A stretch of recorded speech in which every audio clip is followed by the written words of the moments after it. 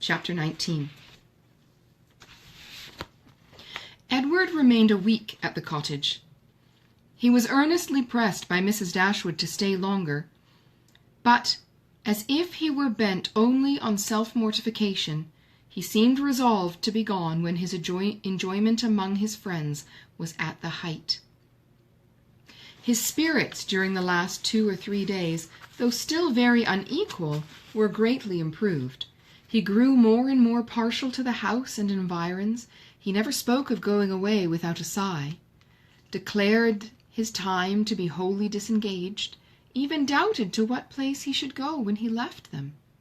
But still, go he must. Never had any week passed so quickly. He could hardly believe it to be gone. He said so repeatedly. Other things he said, too, which marked the turn of his feelings and gave the lie to his actions. He had no pleasure at Norland. He detested being in town, but either to Norland or London he must go. He valued their kindness beyond anything, and his greatest happiness was in being with them. Yet he must leave them at the end of a week, in spite of their wishes and his own, and without any restraint on his time. Eleanor placed all that was astonishing in this way of acting to his mother's account, and it was happy for her that he had a mother whose character was so imperfectly known to her as to be the general excuse for everything strange on the part of her son. Disappointed, however, and vexed as she was, and sometimes displeased with his uncertain behaviour to herself, she was very well disposed on the whole to regard his actions with all the candid allowance and general qualifications which had been rather more painfully extorted from her, for Willoughby's service, by her mother. His want of spirits, of openness, and of consistency were most usually attributed to his want of independence, and his better knowledge of Mrs. Ferrars's disposition and designs. The shortness of his visit, the steadiness of his purpose in leaving them, originated in the same fettered inclination, the same inevitable necessity of temporizing with his mother. The old well-established grievance of duty against will, parent against child, was the cause of all. She would have been glad to know when these difficulties were to cease, this opposition to yield, when Mrs. Ferrars would be reformed and her son be at liberty to be happy. But from such vain wishes she was forced to turn for comfort to the renewal of her confidence in Edward's affection, to the remembrance of every mark of regard in look or word which fell from him while at Barton, and above all to that flattering proof of it which he constantly wore round his finger. "I think, Edward," said Mrs. Dashwood as they were at breakfast the last morning, "you would be a happier man if you had any profession to engage your time and give an interest to your plans and actions. Some inconvenience to your friends, indeed, might result from it. You would not be able to give them so much of your time, but," with a smile, "you would be materially benefited in one particular at least. You would know where to go when you left them." "I do assure you," he replied, "that I have long thought on this point. As you think now, it has been and is probably will always be a heavy misfortune to me that I have no necessary business to engage me, no profession to give me employment or afford me anything like independence. But unfortunately my own nicety and the nicety of my friends have made me what I am, an idle, helpless being. We never could agree in our choice of a profession. I always preferred the church, and I still do. But that was not smart enough for my family. They recommended the army. That was a great deal too smart for me. The law was allowed to be genteel enough. Many young men who had chambers in the Temple made a very good appearance in the first circles, and drove about town in very knowing gigs. But I had no inclination for the law, even in this less abstruse study of it, which my family approved. As for the navy, it had fashion on its side, but I was too old when the subject was first started to enter it, and at length, as there was no necessity for my having any profession at all, as I might be as dashing and expensive without a red coat on my back as with one, idleness was pronounced on the whole to be the most advantageous and honourable. And a young man of 18 is not in general so earnestly bent on being busy as to resist the solicitations of his friends to do nothing. I was therefore entered at Oxford, and have been properly idle ever since. "The consequence of which, I suppose, will be," said Mrs. Dashwood, "since leisure has not promoted your own happiness, that your sons will be brought up—" That was annoying. That was an interruption. I don't know where it got me, but I think I'll go back to here. "The consequence of which, I suppose, will be," said Mrs. Dashwood, "since leisure has not promoted your own happiness, that your sons will be brought up to as many pursuits, employments, professions, and trades as Columella's. They will be brought up," said he, in a serious accent, "to be as unlike myself as is possible, in feeling, in action, in condition, in everything." "Come, come, this is all an effusion of immediate want of spirits, Edward. You are in a melancholy humour, and fancy that anyone unlike yourself must be happy. But remember that the pain of parting from friends will be felt by everybody at times, whatever be their education or state. Know your own happiness. You want nothing but patience, or give it a more fascinating name, call it hope. Your mother will secure to you in time that independence you are so anxious for. It is her duty, and it must ere long become her happiness to prevent your whole youth from being wasted in discontent. How much may not a few months do?"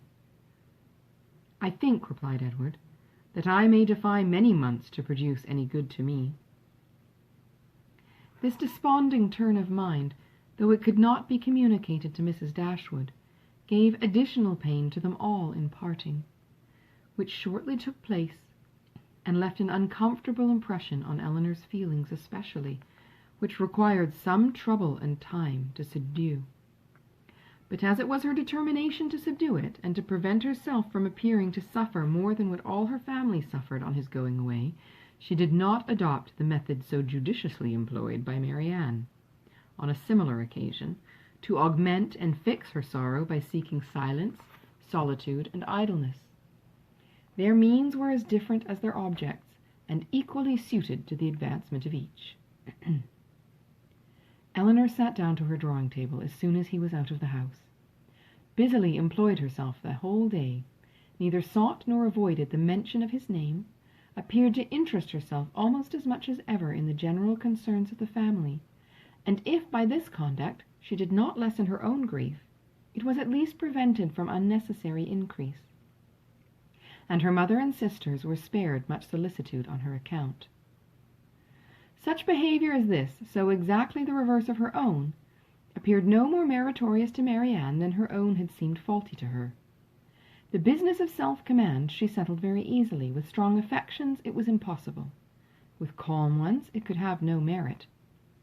That her sister's affections were calm she dared not deny, though she blushed to acknowledge it, and of the strength of her own she gave a very striking proof, by still loving and respecting her sister in spite of this mortifying conviction. Without shutting herself up from her family, or leaving the house in determined solitude to avoid them, or lying awake the whole night to indulge meditation, Eleanor found every day afforded her leisure enough to think of Edward, and of Edward's behavior in every possible variety which the different state of her spirits at different times could produce. With tenderness, pity, approbation, censure, and doubt, there were moments in abundance when, if not by the absence of her mother and sisters, at least by the nature of their employments, conversation was forbidden among them, and every effect of solitude was produced.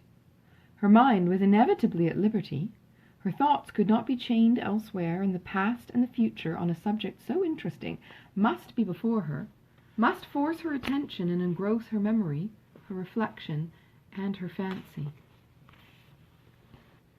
From a reverie of this kind she sat at her drawing-table. She was roused one morning soon after Edward's leaving them by the arrival of company. She happened to be quite alone. The closing of the little gate at the entrance of the green court in front of her house drew her eyes to the window, and she saw a large party walking up to the door. Amongst them were Sir John and Lady Middleton and Mrs. Jennings, but there were two others, a gentleman and a lady, who were quite unknown to her. She was sitting near the window, and as soon as Sir John perceived her, he left the rest of the party to the ceremony of knocking at the door, and stepping across the turf, obliged her to open the casement to speak to him. though the space was not so short between the door and the window as to make it hardly possible to speak at one without being heard at the other. "Well," said he, "we have brought you some strangers. How do you like them?" "Hush, they will hear you." "Never mind if they do. It is only the Palmers. Charlotte is very pretty, I can tell you. You may see her if you look this way." As Eleanor was certain of seeing her in a couple of minutes without taking that liberty, she begged to be excused. "Where is Marianne? Has she run away because we are come? I see her instrument is open." "She's walking, I believe." They were now joined by Mrs. Jennings, who had not patience enough to wait till the door was open before she told her story. She came hallooing to the window. "How do you do, my dear? How does Mrs. Dashwood do? And where are your sisters? What, all alone? You will be glad of a little company to sit with you. I have brought my other son and daughter to see you. Only think of them coming so suddenly. I thought I heard a carriage last night while we were drinking our tea, but it never entered my head that it could be them. I thought of nothing but whether it might not be Colonel Brandon come back again, so I said to Sir John, I do think I hear a carriage. Perhaps it is Colonel Brandon come back again."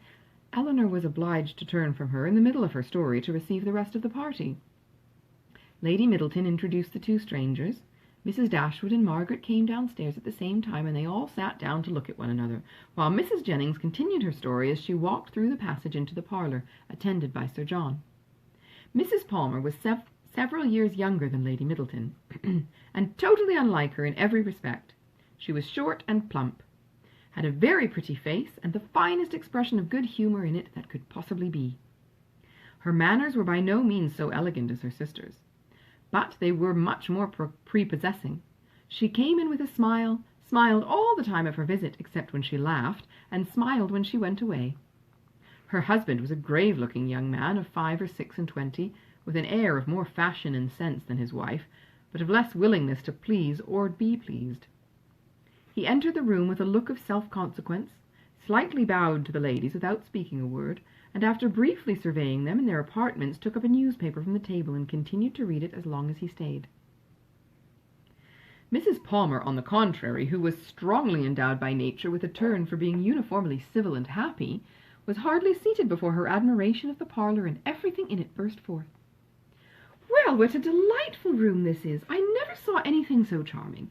Only think, mamma, how it is improved since I was here last.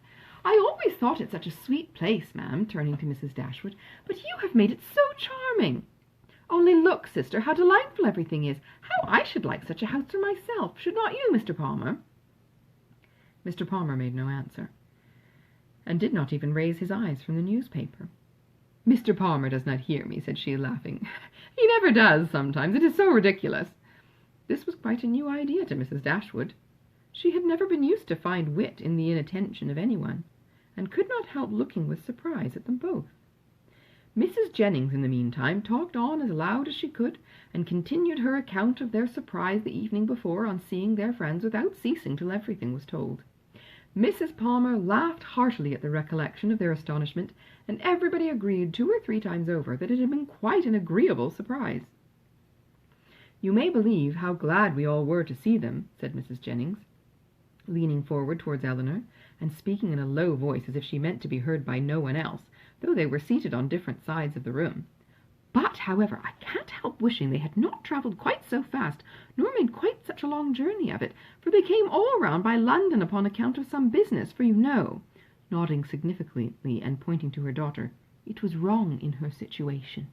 I wanted her to stay at home and rest this morning, but she would come with us.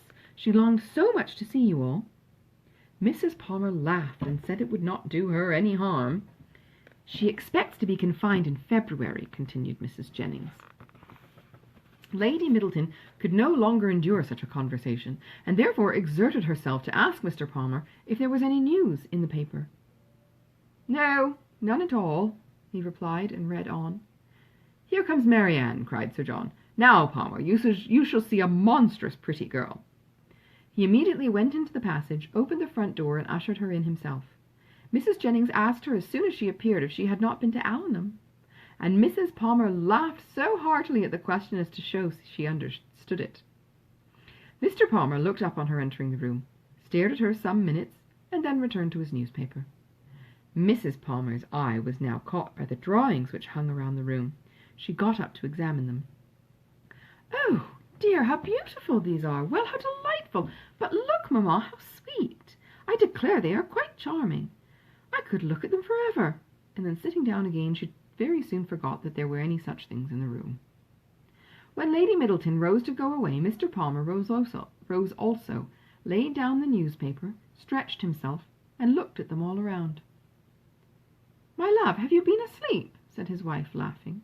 He made her no answer, and only observed, after again examining the room, that it was very low-pitched, and that the ceiling was crooked. He then made his bow and departed with the rest. Sir John had been very urgent with them all to spend the next day at the park. Mrs. Dashwood, who did not choose to dine with them oftener than they dined at the cottage, absolutely refused on her own account. Her daughters might do as they pleased, but they had no curiosity to see how Mr. and Mrs. Palmer ate their dinner, and no expectation of pleasure from them in any other way. They attempted, therefore, likewise to excuse themselves. The weather was uncertain and not likely to be good. But Sir John would not be satisfied. The carriage should be sent for them, and they must come. Lady Middleton, too, though she did not press their mother, pressed them. Mrs. Jennings and Mrs. Palmer joined in their entreaties. All seemed equally anxious to avoid a family party, and the young ladies were obliged to yield. "Why should they ask us?" said Marianne, as soon as they were gone. "The rent of this cottage is said to be low, but we have it on very hard terms if we are to dine at the park whenever any one is staying either with them or with us." "They mean no less than to be civil and kind to us now," said Elinor, "by these frequent invitations than by those which we received from them a few weeks ago. The alteration is not in them, if their parties are grown tedious and dull. We must look for the change elsewhere."